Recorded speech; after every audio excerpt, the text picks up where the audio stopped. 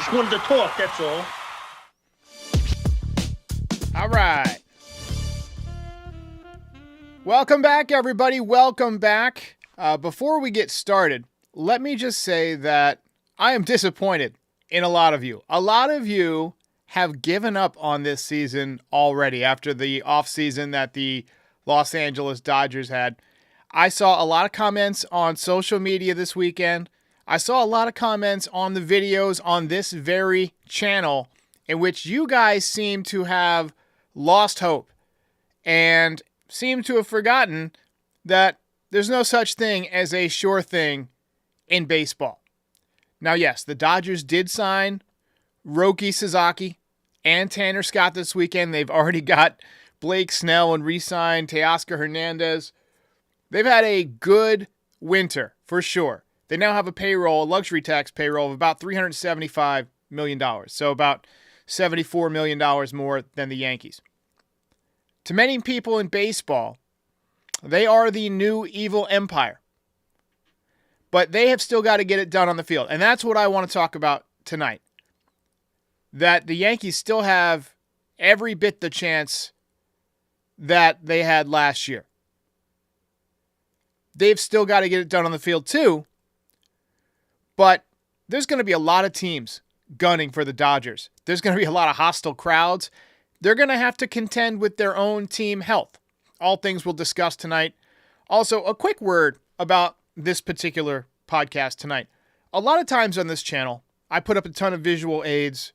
You know, I call it whiz bang to go along with whatever we're talking about. But tonight, not really exactly what this podcast is about. If you talk to a musical artist, they'll tell you that, some songs are about the lyrics. Some songs are more about the melody. Some songs are more about the meaning. And this is one of those nights where it's more about the words, right? And so I didn't want to put up a lot of, extraneous graphics and things like that. When there's not a lot going on in baseball, I'll do shows that are more production showcases, countdowns, things like that. But on a night like tonight, Just wanted to talk, that's all.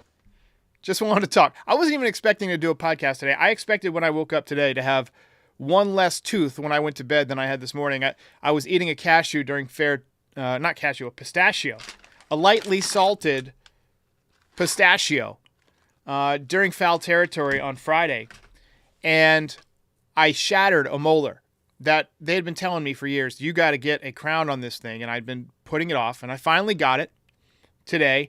I thought I was going to have the tooth extracted, but they said, look, the tooth is alive still, so we can just still do the crown.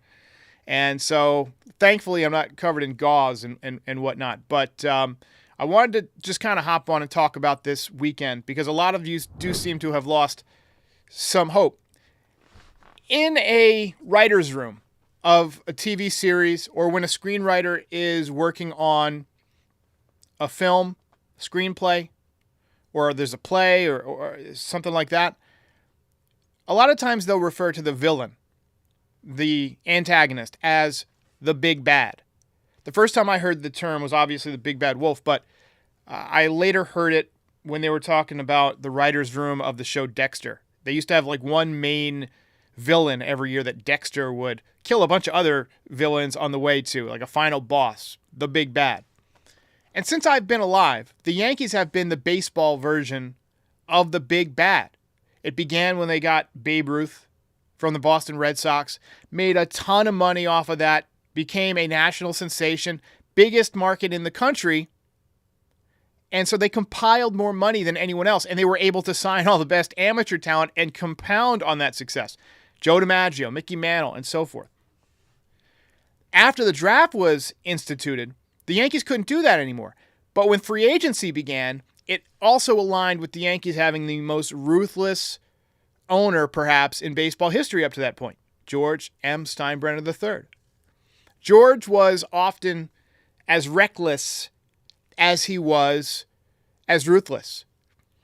He micromanaged, and he didn't always manage the organization well. And a lot of people would tell you that he tampered too much with the team, but he always spent. And, it wasn't always successful, but you could argue that the best years that the Yankees had under George Steinbrenner were the direct result of him being suspended from baseball for a few years. But regardless of that, it was always fun to have George around because he embodied that big bad personality that we wanted the Yankees to be, the evil empire.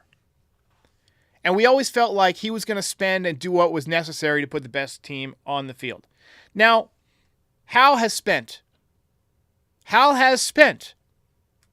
But they haven't always done everything they can, let's be honest, under Hal Steinbrenner to put the best team on the field. We covered that during a recent podcast where we talked about the alternate Yankee multiverses, where they could have signed Bryce Harper or Justin Verlander. A lot of times they've been reluctant to go over certain financial thresholds. And now you're seeing other teams that are willing to spend their way past the Yankees. And the Yankees are no longer the alpha franchise in baseball that they've been for my entire life and for a lot of your entire lives. So now for a reality check to the Yankees fans out there. The era that we grew up watching, where the Yankees were the top franchise in baseball, if not of all of sports, is over. If it wasn't the championship drought that sealed the deal, it's the other teams now surpassing them both on the field and off of the field that has sealed that deal. But that doesn't mean the Yankees are done, and I'll explain why. But first, we have to talk about how we got to this point. I view the Yankees as having four main rivals right now. The Red Sox, who've been their rivals forever. But the Red Sox have 4 times as many championships as the Yankees since the turn of the century. 2 times as many if you count 2000. But 2001, when the dynasty ended, I view, since there was no year 0, I view year 1 as really the beginning of the new century. But Yankees have 2 championships in the 2000s. Red Sox have 4. And the Red Sox handed the Yankees arguably the most embarrassing defeat in the history of their franchise in the 2004 playoffs. One of the most embarrassing defeats in a playoff series in the history of sports. The Mets, another rival. I know they haven't won since '86, but they now have a massive financial advantage over the Yankees and everyone else. And they just swooped in and took one of the Yankees' best players away. A player who is utterly unimpressed by the Yankees' aura or mystique or history or tradition. Players don't care about that now. They care about the most money, a lot of them. And the Yankees can't offer the most money anymore, so you can cross that off the list. Then there's the Dodgers, who the Yankees played in the World Series more than any other team, and who have now gotten themselves back into the perennial force that they were during the 50s when they won the pennant like 5 times, and the 70s when they won it like 3 times. The Dodgers now have 4 pennants and 2 World Series rings in the last 15 years, compared to the Yankees' 2 pennants and 1 World Series ring 15 years ago. The other main rivals right now, the Astros, I see them backing off a little bit because they traded Tucker, but still, they made it through their whole run without the Yankees beating them. Now, you could make an argument about 2017. It should have gone another way. But they knocked them out in 2015, 2019, 2022. What's the common theme here? The Yankees keep finishing behind these other teams, either on the field, off the field, or both on and off the field, as is the case with the Dodgers. So the Yankees are far from the best run or the most formidable franchise if you're looking at things objectively. The good news for the Yankees and their fans is that the Dodgers are now going to be the most hated team in baseball for the next several years. But the bad news is also that it was kind of fun being the most hated team in baseball, because that meant you were winning. Other good news is this has potential to be fun. If you win as an underdog, it's a lot of fun. And for the fans of other teams and baseball fans in general who are watching and who just said, underdogs? Yes, I'm aware that this team spends $300 million on payroll. But compared to the Dodgers, they're the underdogs. Even if they win the American League, that's the benefit of this. They're still the underdog. The Yankees' payroll is always going to be top 5. That's just how it is. Fans would basically riot if it wasn't top 5. But look, the Dodgers, at less than full strength, just beat the Yankees in the World Series and then went out and got Blake Snell, Tanner Scott, and Roki Sasaki. The Yankees did what they could to build up the roster that was pretty weak outside of Judge and Soto, let's be honest. But I do think they have gotten better. I think they've got the best pitching in the American League. I think a lot of times pitching is what gets you to the World Series. So the fact that they have the best pitching in the American League makes me feel good. But make no mistake, if we match up against the Dodgers again, the Yankees are going to be the underdogs. And just to give you fans out there who've lost hope, a glass half full way of looking at it, an upset of the Dodgers would be on par with the 96 upset of the Braves, which was the most fun and rewarding experience you can have if you're a Yankees fan. It was exhilarating. I still say that 96 was my favorite World Series team. As much fun as 98 was to be a complete dominating juggernaut, and as much fun as 2009 was to get back to the World Series and win it, the Braves had a Hall of Fame rotation. They were really good offensively. And they had just beaten the ever-loving tar out of the Cardinals in the NLCS, and they were reigning world champions.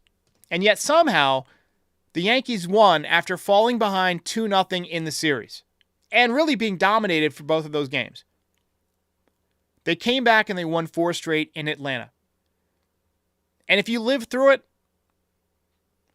you know what it felt like. If you didn't, I can only tell you, I'm still living off of it. It's part of the reason you're looking at me right now, is how good that felt.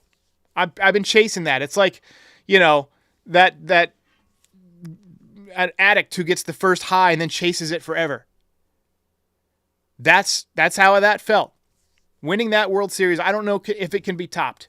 But beating the Dodgers this year, I tell you what, it's going to make the season worth watching if it happens.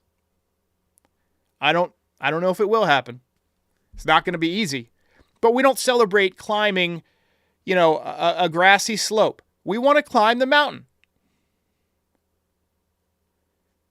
And there are no sure things in baseball. One thing that bothers me is that people are basically handing the Dodgers the World Series trophy already. They have still got to prove it on the field. They have got to win it on the field.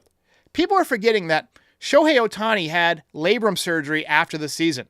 It took Fernando Tatis 2 years to come back from that. It took Miguel Andujar 3 years to come back from that. Greg Bird still hasn't come back from that.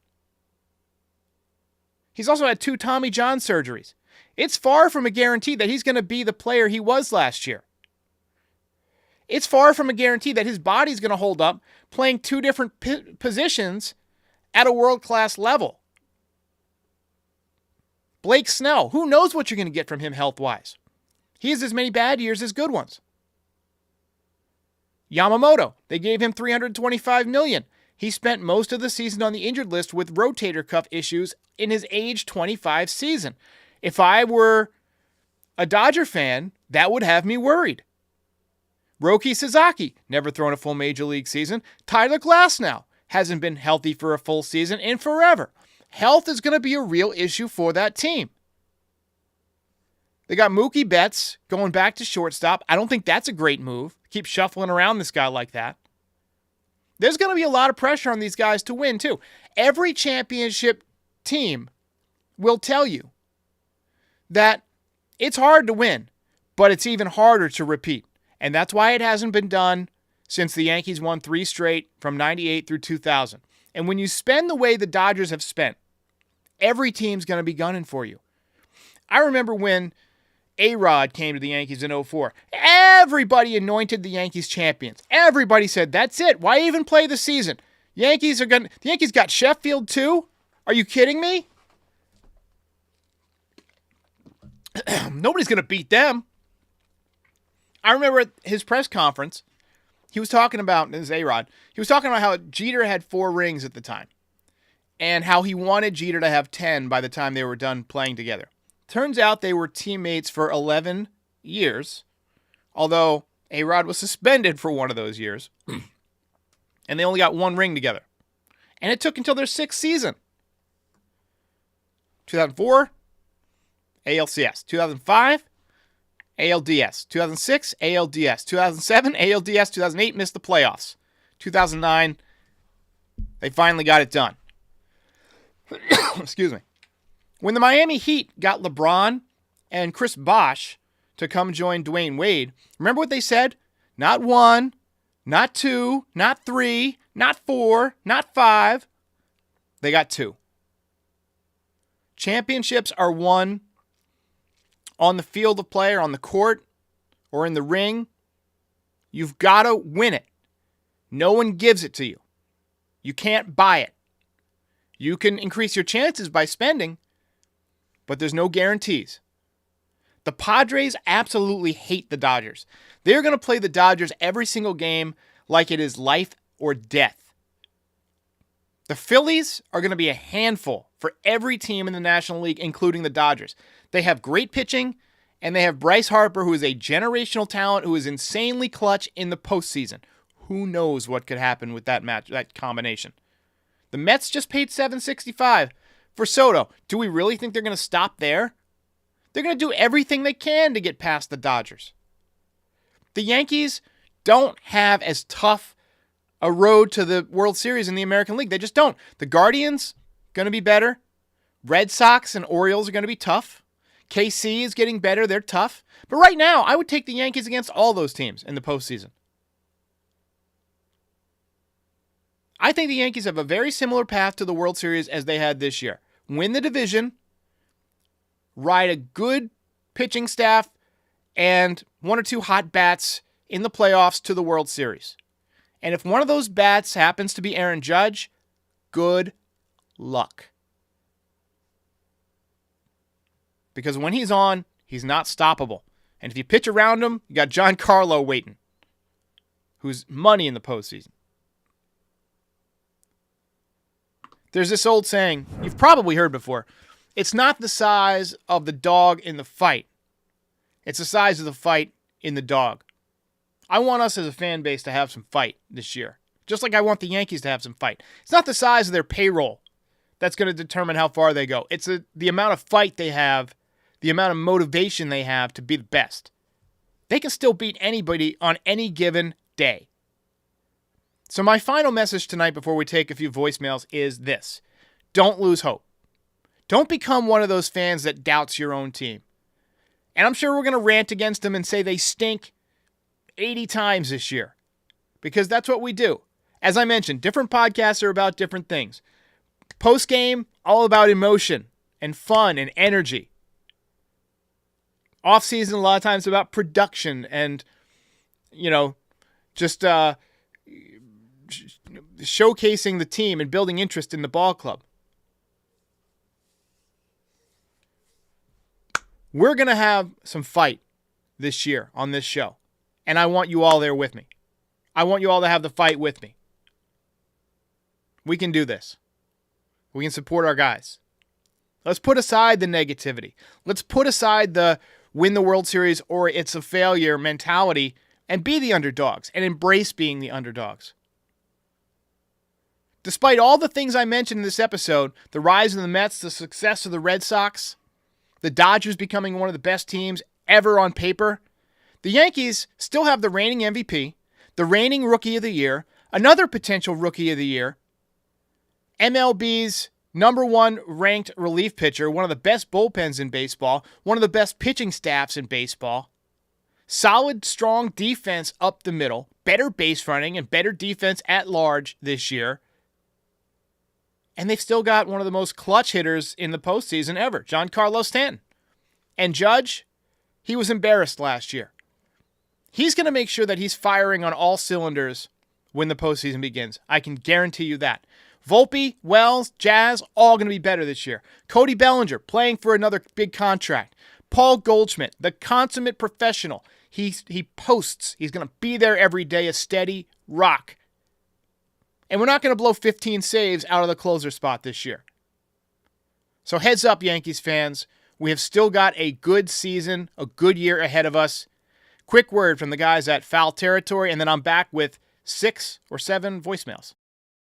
Kratz, do you like spending an hour on grocery shopping? Nope. Speed up the process, please. Introducing Hungryroot to the FT fam. Now we can all be bougie with our own personal shopper to handle the food shopping, including recs based on what you're looking to put in your body. I stack my Hungryroot box with items like gluten-free, dairy-free blueberry waffles for breakfast, shrimp veggie bowls for lunch, and a little filet mignon with potatoes and broccolini for dinner. You can also say just, hey, Hungryroot, I eat paleo, or I'm vegetarian, and they load up your cart with personalized recommendations. And those recs keep evolving as they learn about what you're into. Also, no BS, as in no artificial sweeteners or preservatives in any of Hungryroot's food. You're going to love Hungryroot as much as FT does. Take advantage of this exclusive offer. For a limited time, get 40% off your first box, plus get a free item in every box for life. Go to hungryroot.com/FT and use code FT. That's hungryroot.com/FT, code FT to get 40% off your first box and a free item of your choice for life. All right, so we got a few voicemails to get to. Hey, Derek. Great show. Been a long-time fan. Just wondering what's your thoughts on, and forgive me if I butcher his name, Munetaka Murakami, Japanese first baseman, third baseman, probably projected to be more of a first baseman at the major league level. Just what's your thoughts on him? You know, he's the MPB leader in home runs. Well, not MPB leader in home runs, but single season home run record in home runs. He has stated that he wants to beat the Yankees. Just what are your thoughts? With Paul Goldschmidt only on a 1-year contract and Ben Rice being a question mark, what are your thoughts perhaps? And, you know, he can also play third base, so that may be an option over there. All right. Thanks for hearing my voicemail. I think it's absolutely a lock that he's going to be a Yankee next year. The Dodgers still have Freddie Freeman. The Yankees are going to need, like you said, a first baseman or a third baseman. He's got a great left-handed swing. Now, I'm a little concerned about the batting average the last 3 years in Japan. I know a lot of people don't love batting average as a stat, but it's gone from 318 to 256 down to 244. Got a good on-base percentage, though, 379 this year. He walked over 100 times, but 180 strikeouts in Japan does worry me. 56 home runs a couple of years ago, but he's a lock for 30+. And I think in Yankee Stadium, you can count on 30 to 35 home runs, even if the average is a little bit low.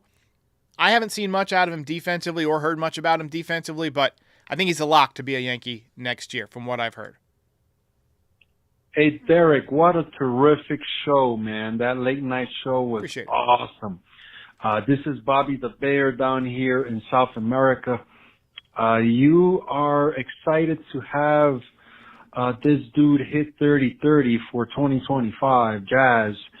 Well, I think I'm pretty excited about another individual who's also going to hit 30-30 in 2025, and that is the Martian, Jason Dominguez. I think he definitely has the talent to get there for this year. The only issue that I have is I don't want him in left field. I want him in center field. I don't want his brain to get discombobulated out there in left field and, you know, the ghost of Verdugo. I don't want any of that. So I want Jason to be in center and Cody to be in left. What are the chances? Keep up the great work, man. I appreciate the call. I hope that he lives up to those expectations.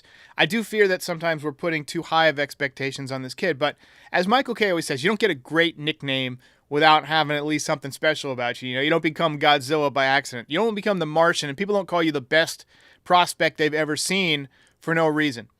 What he came up and did at 20 years old exceeded my expectations, and I'm as big a Dominguez stan as there is. That's 2 Eminem references in this one call. But I truly believe he's 20-30 at least. 20 home runs, 30-plus stolen bases. He's got a ton of speed. I think he's going to draw a ton of walks and be on base a lot. But I don't want to push it too far. 30-30 as a rookie, quite difficult to do. This is Tom. Hey, Derek, this is Tom. I was calling about the war. Did you know that's the highest war in history? of Major League Baseball was Babe Ruth, 182.6. That is amazing, dude. All right, well, you have a good day. All right. You're a smart motherfucker. That's right. Babe Ruth, pretty good at baseball. Yeah, hi, Derek. Steve from Farmington, Maine. You know, there's one thing nobody remembers or talks about when they talk about Judge's horrible, the catch, the miss that he made in center field on that line drive. About an inning or two later, the guy slammed into the center field wall, making an incredible catch, and I think it's possible he may have had a slight concussion. He's not the kind of guy who would tell you, who would make that excuse, use it. But I think it's very possible that's why he missed that ball. It's possible. Okay, that's it. I mean, it's possible. The catch was before the dropped ball. I think you said a few innings later, but it was a few innings before. Tremendous catch by Judge. I'm not going to blame a concussion on that. He ripped a double a couple innings later, too, so I think he was seeing the ball fine. Look, I think he just, as our friends in the UK would say, cocked it up. I think that's what happened. I think he blew it. Hi, this is Art. On the third base situation, I'm of the opinion, actually, to let this play out in spring training. Let's not forget that I'm hearing good things about DJ LeMahieu, who is a very good third baseman. Peraza, we haven't seen the real Peraza yet. And look, Chisholm is an option, and Cabrera is an option.